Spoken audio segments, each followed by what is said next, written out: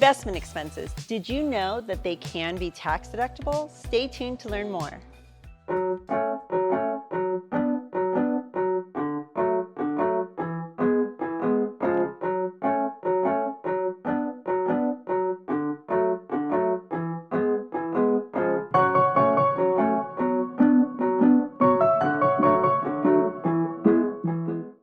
Hi, I'm Erica from Paragon Accountants, and today I'm going to share with you tips for reducing your tax liability through investment-related expenses. The IRS allows tax deductions for investment-related expenses if those expenses are related to producing taxable investment income. Since maximizing your tax deductions has the potential to reduce your tax burden, let's look at some of the most common deductible investment expenses and how they can reduce your taxable income. Prior to the Tax Cuts and Jobs Act in 2017, taxpayers were allowed to deduct for certain expenses known as miscellaneous item deductions. Miscellaneous item deductions included expenses such as investment advice, IRA custodial fees, accounting costs necessary to produce or collect taxable income, but in 2018 to 2025, those deductions have been eliminated.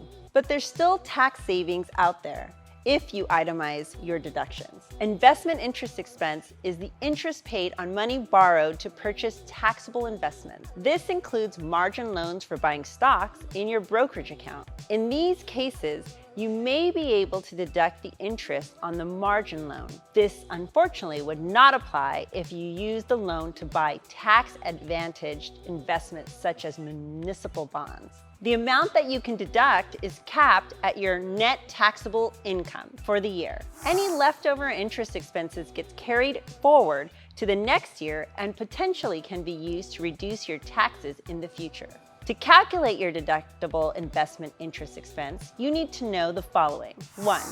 Your total investment income for investments taxed at your ordinary income tax rate. 2. Your taxable investment interest expense, again, for loans used to purchase taxable investments. The net investment income includes ordinary dividends and interest income, but does not include investment income tax at the lower capital gain tax rate, like qualified dividends or municipal bond interest, which is not taxed. Now that we've gone over the general concept of how you would calculate whether or not your net investment interest expense is deductible on your income tax return, let's see how it works.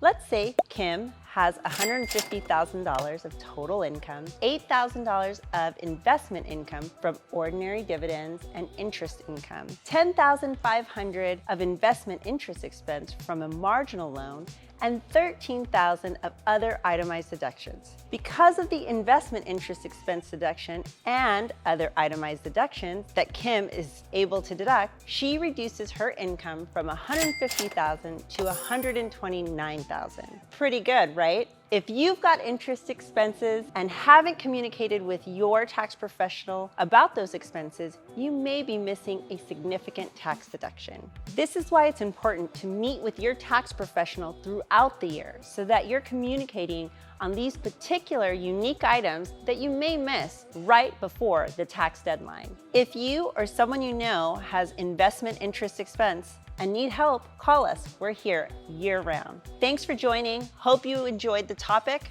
Please like, share, and follow us for more helpful tax tips.